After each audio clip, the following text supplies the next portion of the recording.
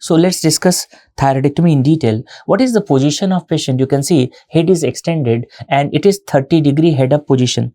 Head, it is extended and there is 30-degree head up position. We are going to place the towels below the shoulder blade. What is the name? Name of this position, this is rose position, also known as barking dog position.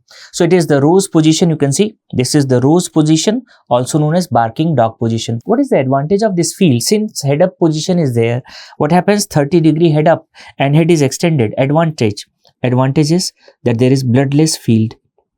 Bloodless field. But what is the disadvantage? There is increased risk of air embolism.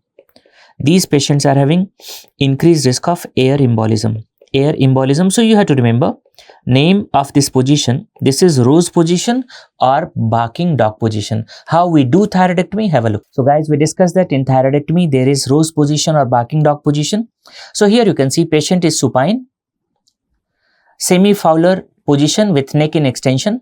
What kind of incision? Cocker's incision or cervical collar incision 1 cm below cricoid cartilage. After that, subcutaneous flaps are raised to expose platysma. After that, we have to dissect the platysma so that platysmal flaps are raised superiorly till thyroid cartilage, inferiorly till suprasternal notch, laterally till sternocleidomastoid muscle. Then you can see in the center, here you can see there is raphe. So the raphe is incised and strap muscles are retracted laterally. Now you can see the thyroid. Shortest structure here. This is middle thyroid vein. It is ligated to prevent the avulsion and air embolism. Next you can see this nerve, external branch of superior laryngeal.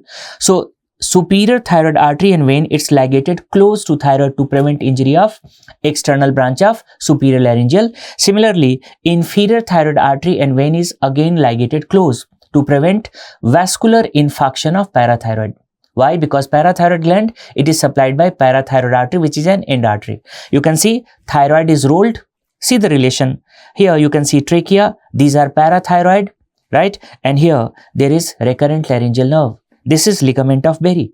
So in this area, if bleeding is there, you don't use cautery.